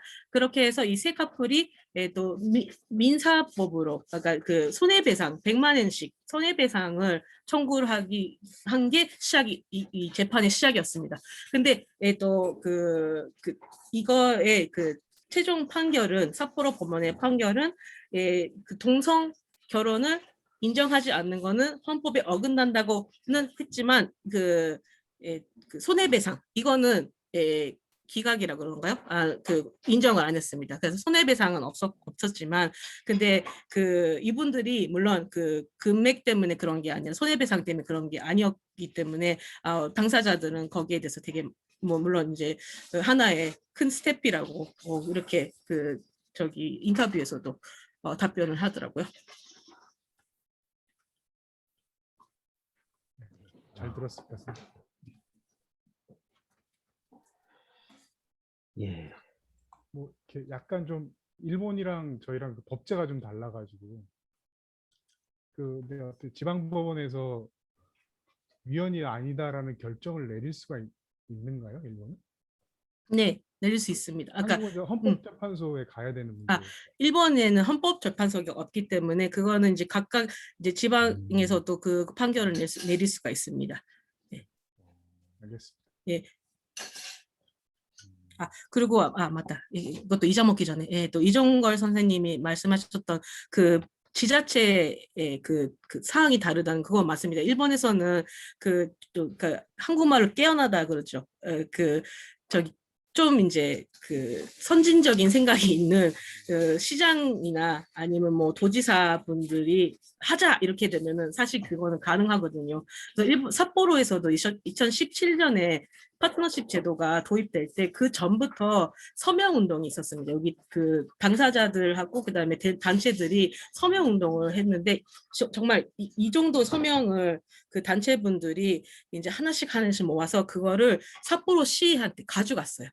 근데 그때 당시에 삿포로시에서 담당했던 분이 여성이라고 해서가 아니지만 그 여성분이었는데, 그분이 과장님이 그거를 이제 시장한테 그거를 이제 갖다 주면서 이제 그 파트너십 제도를 삿포로에서도 도입하자라고 이제 그 계속 이제 시장하고 말씀을 하셨나 봐요. 그랬는데 그 단체들도 물론 이제 시장하고 이제 면담을 몇 번 하고 했는데 그게 이제 큰 이유가 돼서 2017년에 파트너십 제도가 삿포로에서 그 도입이 됐던 이제 그 사례가 있습니다. 그래서 사실 일본도 되게 그 centralized 그 센트럴 거버먼트가 제일 되게 세게 하고 지자체 그렇게 지자체가 그렇게 세지 않는데요. 근데 그럼에도 불구하고 사실 일본에서는 그 새로운 아이디어거나 새로운 그런 거는 지자체에서 많이 이제 시작이 되고 그렇습니다. 예.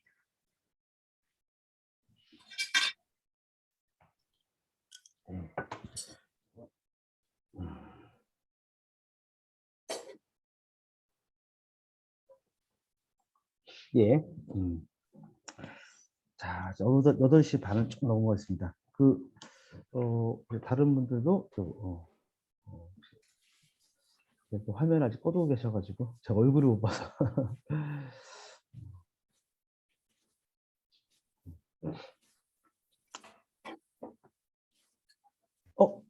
안녕하세요. 아직 질문은 안녕하세요. 아니고요. 아까 그 지선생님 발표하실 때 타이완에서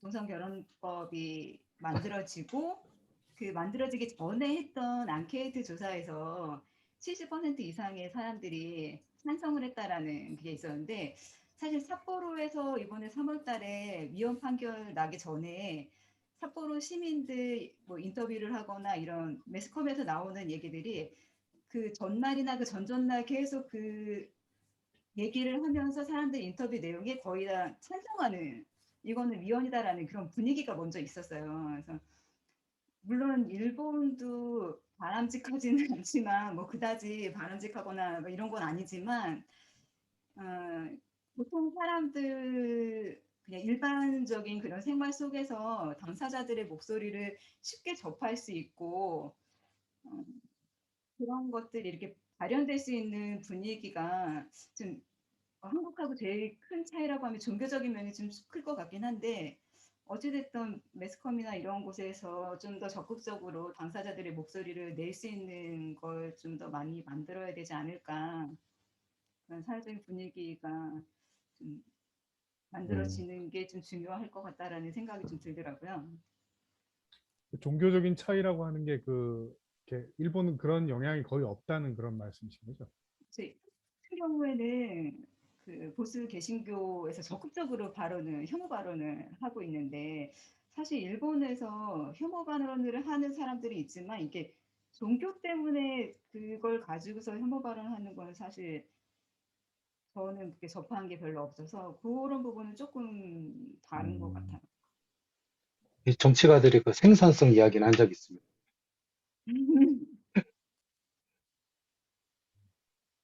일본에서도 이렇게 얘기하면 안 되지만 진짜 괘씸한 그 말들을 많이 하는 분도 진짜 많습니다. 생산적이지 않는다라는 말도 그렇고 anyway, 예, 그런 분들도 많습니다. 근데 제가 학교에서 이제 학생들하고 얘기할 때도 그렇고 그리고 그 시민 강의 같은 것도 그런데요. 특히 시민 강의는 사실 나이 드신 분들이 많습니다. 거의 90%가 저보다 되게 나이가 많고 우리 아버지 정도의 나이 드신 분들이 많이 오시는데, 그분들 앞에서 얘기를 해달라고 어떤 저기 분이 있어서 근데 이게 괜찮을까요? 막 제가 고민하면서 다이조브 데스까네 하면서 제가 그 시민 강의를 했었는데 저도 되게 놀라웠던 게 거의 모든 분들이 되게 이해를 하더라고요. 그 어떤 할아버지가 손을 들어서 질문을 하셨는데 자기가 생각해 보면은 자기가 어렸을 때 좀 여성적인 남자애들이 있었다 자기 반에. 근데 그 친구들한테 자기가 놀리고 막 그런 게 지금 후회된다고. 자기 인생을 돌이켜 보면서 그러지 말아야 됐었는데 내가 너무 미안하다. 그런 생각이 강의를 들으면서 떠올랐다. 막 이런 말씀을 하시는 분들도 있고 그 사람들도 행복하게 살 수 있는 권리가 있는데 왜 아직까지 그런 이제 법률화가 안 됐냐 뭐 그런 질문 하신 분들도 있고 그래서 제 생각과 완전히 반대로 많은 분들이 이해를 하고 있고요. 뭐 학생들은 뭐 말할 것도 없습니다. 뭐 며칠 전에도 제가 LGBT 관해서 했었는데 그 학생들은 뭐 거의 다가 이제 LGBT에 대해서 어떻게 생각하냐는 뭐 이제 토론을 학생들끼리 시켰는데 뭐 거의 다가 자기 친구가 있다 아니면은 그런 카밍아웃 자기도 어떤 친구가 있었는데 카밍아웃을 했다. 근데 그거는 되게 자기로서는 되게 좋았다. 그러니까 나를 믿어준 거라서 되게 좋았다라는 친구들도 엄청나게 많습니다. 그리고 수업을 하면은 특히 1학년, 아직 대학 들어온 지 얼마 안 된 1학년 친구들 이제 수업을 하면은요, 30명 있는 수업에서 한 두세 명 정도는 수업 안에서, 요새는 수업 안에서 자기가 사실 아직 자기도 아직 모르겠다라고 학생들 앞에서 얘기하고, 그리고 어떨 때는 이제 개인적으로 사실 자기가 당사자인데, 어떻게 그런 사람들하고 이제 얘기도 나누고 싶은데 단체 좀 소개해달라 뭐 그런 애들도 많습니다. 근데 그거는 사실 제가 일본에 지금 와서 20년이 됐는데 그거는 큰 변화라고 생각합니다. 처음에 왔을 때는 아직 아까 전에 말씀드린 것처럼 LGBT란 말조차도 몰랐던 분들이 거의 다라서 그런 점에서는 되게 많이 변화가 됐고 예, 그런 건 진짜 제가 피부로 느낄 수 있습니다. 역시 세상은 계속 변하고 있습니다.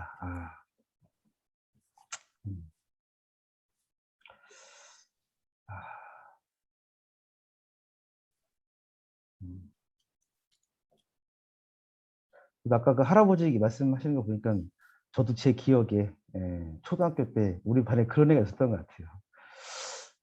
근데 그때는 쟤는 누나들이 많아서 저렇다.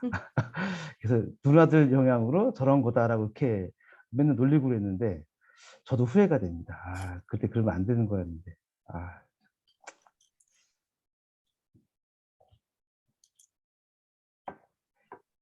제가 하나 여쭤보고 싶은데 이거는 아까 전에 말씀해 주셨던 이종걸 선생님이 답변해 주셔도 되고 다른 분들이 혹시 아시는 분들이 있으면 저기 여쭤보고 싶은데요. 일본에서도 이제 인재서야 학교에 카운슬러가 카운슬러 이제 상담원이라고 할까요? 이제 일단 멘탈 이 이제 좀 안 좋은 친구들이 있으면 이때까지는 사실 학교에 갈 데가 없었습니다.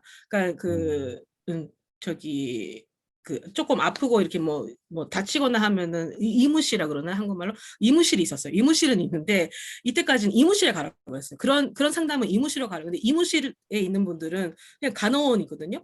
그 사람들이 어떻게 상담을 받습니까? 그래서 일단 학교에서도 뭐 여러 가지 이제 뭐 회의를 거쳐서 이제는 그 상담원도 있고 이제 referral 거기 가서 이제 직접 이제 전문 의사한테도 이제 referral 해주고 이러는데 아직까지 사실 그게 충분하진 않거든요. 근데 이제 당사자 친구들도 이제 거기 가서 이제 상담하고 그러는데 예약이 꽉 차 있습니다. 물론 코로나 때문에도 그렇지만 최근에는 예약이 너무 꽉 차서 우리 학생들이 예약을 못 한대요. 거기 가서 상담하는 예약도 못 하고 그랬는데, 그러니까 그게 무슨 뜻이냐면 충분하지 않다는 거죠. 제가 듣기에는 거기에 딱 3명이 계신다고 합니다. 3명이 2만 몇 명이 있는 학교에 딱 3명만 있다는 게, 그거는 좀,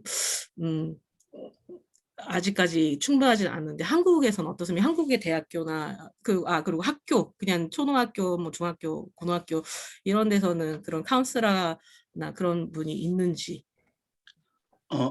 우선은 그 한국에는 보건교사와 관련한 그런 역할들이 있고, 아까도 말씀하셨던 예전엔 양호 선생님이지만 지금 보건교사라는 그런 역할을 하시는 분들이 있지만, 사실 한국 그 학교 내에서도 이러한 그 청소년 성소수자, 사실 그 성소수자뿐만 아니라 청소년 자체의 다양한 그런 고민거리나 이런 상담에 대한 필요성들이 너무나 많이 필요했고, 그래서 이런 것들을 조금 이제 인권적으로 좀 풀어보고자 하는 상황에서 이제 학생 인권 조례, 이런 조례를 좀 제정하는 분위기가 많이 있고, 지금 그래서 진보 교육감들이 있는 곳에는 많은 이제 학생 인권 조례 제정을 분위기를 제정이 된 곳도 있고, 아니면 제정 과정에 있는 곳도 많이 있는데, 가령 서울 같은 경우에는 2011년에 논의가 있으면서 이제 그 제정이 된 상황이긴 하고요. 뭐 이후에 진보 교육감이 있는 곳에서 이러한 장치들은 좀 마련되어 있는데, 실제로 장치만 있다고 되는 건 아니잖아요. 인권이라는 것이 시스템만 있는 게 돼서 되는 게 아니라, 그래서 최근에 서울시에서도 학생 인권 그 종합계획이라고 하는 인권정책 기본계획이라는 이런 계획이 통과가 된 2차 기호계획이 통과되는 상황 안에서 여러 가지 또 논쟁이 너무 많았어요. 특히나 이제 그런 학생 인권에 대한 좀 더 뭔가 존중하거나 이런 그 내용적인 것을 좀 잘 담으려고 했었는데, 그것에 대해서 물론 그대로 좀 잘 통과가 되긴 했지만, 그 안에서도 이제 동성애자 세력들이 이게 또 어떠한 뭐 동성애에 대한 옹호나 이런 식으로 좀 공격하면서 논란은 되었는데, 다행히 지금 이제 조혜영 교육감은 그거 그대로 실행되려고 하는 계획이 있는 것 같고요. 중요한 게 또 그런 학교 내에서 성교육이라는 것에 대해서 아직도 동성애자에 대한 이야기나 이런 것들이 잘 이루어지지 않는 분들이 상당히 존재하고 있고, 성소수자에 대한 이야기를 담는 것에 대해서 문제라고 보는, 가령 이게 이제 기존에는 없었다가 2015년 박근혜 정권 이후에 교육부에서 학생인권 학교 내 그 성교육과 관련해서 이러한 동성애자나 성소수자 관련 내용을 다 삭제해버리는 그런 상황이 있었습니다. 이걸 다시 되돌리려고 했는데 교육부가 전체 움직이는 조직이 아닌 거예요. 교육부가 너무나 보수적인 부분들이 너무 강하고, 이걸 움직이려고 하는 부분이 이제 학교 내 성교육 표준안이라고 해서 이것을 조금 그 교육 학교 내에서 이러한 역할을 할 수 있는 분들이 아닌 실제로 다양한 민간 차원에서 성교육을 하고 있는 다양한 조직에서 이걸 문제 제기하고 바꾸려고 하는데, 이게 아직도 잘 바꿔지지 않는 분위기도 있습니다. 그래서 이런 것들도 너무나 중요한 부분이고, 그래서 사실 민간에서 다양한 노력을 하고 있는 상황이긴 하는데, 학교 내에서 특히나 이제 뭐 성소수자 운동 관련해서는 학교 내 위기 지원과 관련한 여러 가지 상담을 하는 띵동이라고 하는 청소년 위기 지원 센터가 있고, 이런 쉼터도 같이 진행하려고 하는 그런 활동들이 있고요. 그런데 아직도 우리나라에서 청소년과 관련한 여러 가지 인식이나 이런 부분들이 뭔가 보호해야 되고, 아직도 그 미성숙한 존재로 보고 있는 그런 인식들이 학교 내에서도 아직 존재하고 있고, 아직도 관련한 청소년과 관련한 다양한 센터나 이런 기관 등이 아직 그런 기독교적 관점이나 또는 개신교 관련한 연결되어 있는 조직이 너무 많아서 그런 문제적인 상황도 존재하고 있는 것 같아요. 그래서 그런 것들을 빨리 개선해야 되는 부분들이 많이 존재한 것 같습니다. 감사합니다. Thank you. 저 덧붙여서 한마디만 네. 드려도 예. 될까요? 안녕하세요. 네. 저는 다음이라는 단체에서 활동하고 있는 정성조라고 합니다.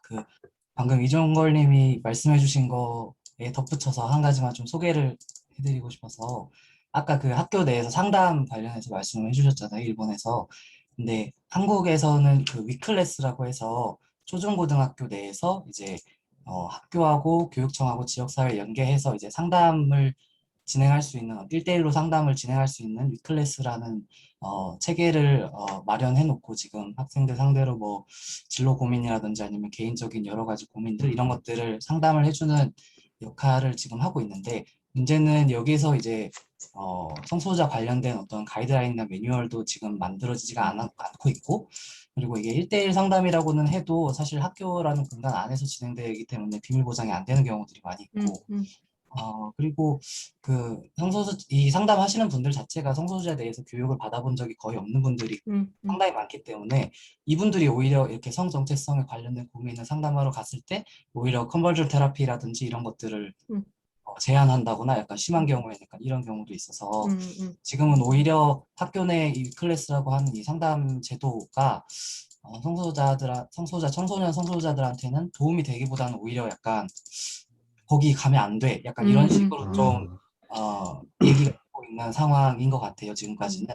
그래서 그 상담 전공하시는 분들 사이에서 이제 이런 것들 좀 개선하기 위해서 상담 가이드라인, 성소수자 친화적인 상담 가이드라인도 만들고 약간 이런 것들 노력을 하고 계신데 아직까지는 조금 네, 어려운 상황인 것 같습니다. 감사합니다. Thank you. 예. 그렇죠.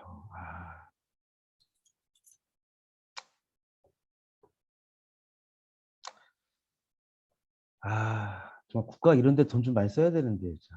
상담 인력도 좀 발굴하고. 그 뉴딜 하겠다고 그 100조씩 투자하는데, 1000분의 1만 써도, 10,000분의 1만 써도 진짜, 답답합니다. 저의 넋두리였고요. 어느덧 이제 8시 45분을 지나고 있네요.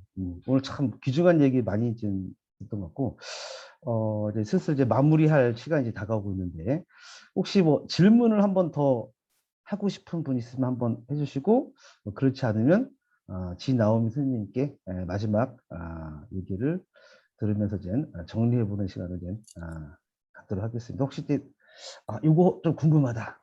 요거 한 번 더 제가 좀 한 말씀 드리고 싶다 하시는 분 있으면 한번 얘기해 주시면 고맙습니다. 예. 저는 사실 그런 여러분들처럼 활동하는 활동가도 아니고요. 차별 운동을 하는 활동가의 소개로 이 사이트를 알게 돼서 오늘 참가를 했거든요. 근데 저는 이제 관심이 있는 게 최근에 들어서 좀 관심이 있는 게 LGBT 분들의 그 주거 문제에 좀 관심이 있어요. 그러니까 일본 같은 경우 우리나라는 뭐 전세라는 뭐 교수님도 알다시피 전세라는 제도가 있어서 한번 집을 구하면 뭐 4년 몇 년씩 이렇게 살 수가 있지만 일본은 거의가 이제 월세잖아요. 매달 임대료를 내는 상황인데 들은 바에 의하면은 그런 그 성소수자들이 집을 구하는 데 어려움이 있다라는 얘기를 들은 적이 있거든요. 그래서 교수님이 가까운 곳에서 그런 거를 보신 적이 있는지 아니면은 뭐 누구를 통해서 들었는데 집을 구하기가 힘들었다라든가 뭐 한간에 들은 얘기로는 남자 둘이서 여행 가서 호텔 들어가면 러브 호텔 들어갈 때도 뭐 카메라로 해서 감시했다 그런 얘기를 들은 적도 있어서 그 주거 문제가 어떤지 전 그게 좀 궁금해서 오늘 들어오게 됐거든요. 네, 질문해 주셔서 감사합니다. 일단 말씀해 주신 것처럼 일본은 일단 그 전세라는 게 없기 때문에 월세이고요. 이제 그 보통 사람이 이제 집을 구하게 되면 이제 부동산에 가서 이제 집을 구하는데 거기에서 이제 몇 명이 살 건가 거기 이제 얘기하면은 그 부동산에서 이제 집 주인이죠. 아니 뭐 아파트 주인에게 이런 분이 뭐 집을 보여주고 만약에 그분들이 좋다고 하면은 이제 그분들의 이제 인포메이션을 그 아파트 아니면 그 집 주인한테 보내서 거기 이제 일단 심사가 있습니다. 근데 그 심사에서 거의 그분들이 떨어지죠. 왜냐하면 그 아파트 주인이나 아니면 뭐 집 주인이나 그분들이 문제가 있거나 아니면은 이제 그 스테레오타입이죠. 이제 그 고정관념으로 이제 동성 파트너가 있는 분들은 무슨 문제가 생기거나 흔히 이제 제가 듣던 이제 사례들을 많이 보면은요, 이제 뭐 무슨 야한 파티 한다, 뭐 이런 이제 인식이죠. 정말 그 옛날에 그 이상한 그 고정관념이 있기 때문에 그 일본의 이제 그 아파트 주인이나 그런 분들은 이제 나이 드신 분들이나 이제 그런 분들이 그런 고정관념이 있기 때문에 심사에서 떨어집니다. 근데 그래서 하지만 최근에 들어서는 일본의 그 UR이라고 있어요. 그 Urban Renaissance 그 도시의 도시 키코っていうんですけどね. 집을 소개시켜주는 데가 있는데요. 거기서는 그 전까지 몇 년 전만 해도 동성 파트너에 대해서는 소개를 안 했습니다. 근데 그게 그 위법이라고 해서 재판이 있었습니다.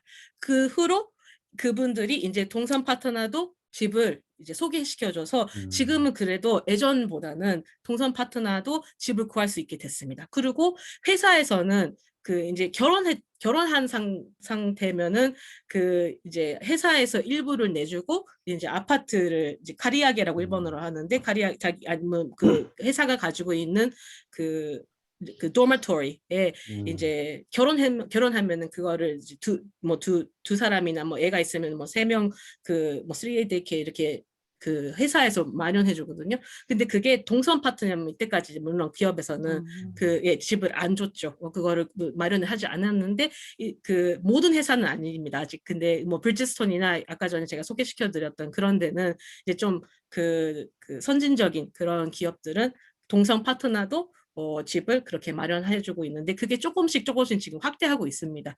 아직까지 충분하다는 거는 말씀을 못 드리지만 그래도 small steps, baby steps 조금씩 지금 확대하고 있는 중입니다. 예. 그래도 UR 임대주택 도시재생 기부에서 네. 그런 분들을 위해서 이제 임대 제도를 넓혔다고 하는 건 어떻게 보면은 앞으로 이제 조금 좋은 결과를 기대할 수 있는 거라고 생각해도 되겠네요. 네, 거기는 정말 큽니다. 왜냐하면 거기가 그 이제 그 서민주택. 네, 거기가 일단 동성 파트너에 대해서 그 뭐 일정한 이해를 하고 그분들에게도 마련을 그 집을 소개시켜 준다는 건 그거는 아마 그거는 정말 큰 의미가 있습니다. 말씀 잘 들었습니다. 네, 감사합니다. 감사합니다. 아, 예. 자, 그러면 이제 마무리할 시간이 다 온 것 같은데요. 자, 그럼 저 발치장님께서 뭐 간단하게 한마디 해주시고 사진. 네, 오늘은 이렇게 그 자리를 마련해 주시고 초대해 주셔서 정말 감사합니다. 듣기 좀 어려운 것도 좀 듣기 불편한 점도 있었겠지만 여러분들이 이해해 주셔서 정말 감사하고요. 그리고 이렇게 그 마이너리티에 대한 저는 이제 그 성소수자나 에스닉 마이너리티 연구를 계속 하고 있습니다만 그런 거를 사실 그 공유를 하고 정보를 공유를 하고 서로가 이제 그 상대방의 그 상태에서 이제 배울 것 되게 많다고 생각합니다. 근데 그런 의미로서 오늘 같은 자리는 정말 중요하다고 생각하고요. 계속해서 선생님들이랑 토론하고 저희 교류를 할 수 있으면은 합니다. 오늘 사실 그 아침 신문에 이거는 오늘 성소수자에 대한 건 아닙니다만 오늘 아침에 그 일본이 지금 어떤 상태인지 확실하게 얘기해 줄 수 있는 오늘 사건과 그 신문 보도가 있었는데요. 오늘 그 일본의 그 대법원에서 일본에서는 결혼하면 성을 바꿉니다. 그러니까 보통 남성의 성을 바꾸죠. 도세 똑같은 동성의 한자가 성자가 좀 다릅니다만 대법원에서 동성은 동성은 인정하지 못한다. 네, 그렇죠. 동성이 아닌 건 인정하지 못한다고. 그러니까 이번에 여성분들이 자기 이름을 자기 본 이름이죠. 자기 성을 쓰고 싶다고 하는데 그거를 못하게 하고 있습니다. 그게 일본의 지금 상태를 어떤 상태인지 하나의 표현 it's a symbolization of Japan at the current moment. But 이름을 바꾸는 게 이름 하나 바꾼다는 게 남성의 이름을 똑같이 이름을 안 하면 가족이 파괴된다고 이렇게 얘기를 하고 있습니다. 근데 그게 말이 됩니까? 오늘 아침에 신문 보면서 제가 막 화가 나서 아침부터 부들부들 떨면서 학교에 갔는데요. 지금 일본이 상태가 그렇습니다. 그러니까 뭐 제가 얘기하고 싶은 게 뭐냐면은 아직까지 사람들의 생각이 많이 바뀌었다 해도 아직까지 법을 만드는 분들, 정책을 만드는 분들의 생각은 아직 그렇습니다. 이름 하나 못 받게 하는 거죠. 그 여성이 자기 이름을 갖고 싶다는데 자기가 태어나서 계속 20 몇 년 동안 뭐 3년 동안 썼던 이름을 못 쓰게 하는 이 상태. 그러니까 아직까지 법을 바꾼다는 건 되게 오랜 시간이 걸릴 것 같습니다. 하지만 그렇다고 해서 패스미스틱한 것도 아닙니다. 일본이 정말 제가 20년 동안 있으면서 많은 것이 바뀌고 사실상 사람들 인식이 바뀌어야 이제 법도 바뀌는 건데 그런 데에서 이제 학생들이나 뭐 제가 이제 시민 강의에서도 그런 말을 합니다만 내가 만약에 당사자라면은 라고 조금이라도 생각하면은 세상이 달라질 것 같은데 예, 그런 생각을 많이 하고 있습니다. 오늘 아무튼 이렇게 시간을 주셔서 저한테 발표할 시간을 주셔서 정말 감사하고요. 코로나가 빠른 시일내에 수습이 되면은 여러분 삿포로에 한번 놀러 오셨으면 하고요. 저도 한국에 또 놀러 가겠습니다. 오늘 정말 감사합니다. 네. 고맙습니다. 예, 고맙습니다. 네, 선생님 좋은 말씀 잘 들었습니다. 예, 예. 자, 그러면 이제 마무리를 짓도록 하겠습니다. 예, 예, 예. 다들 예, 채팅창에 좋은 얘기 잘 감사합니다. 들었다. 아리가또 감사합니다. 고자이마스. Thank you. 감사합니다. 고맙습니다. 네, 사회자가 말씀 안 하시니까 예. 혹시 이거 영상이 저희가 참세상이라고 하는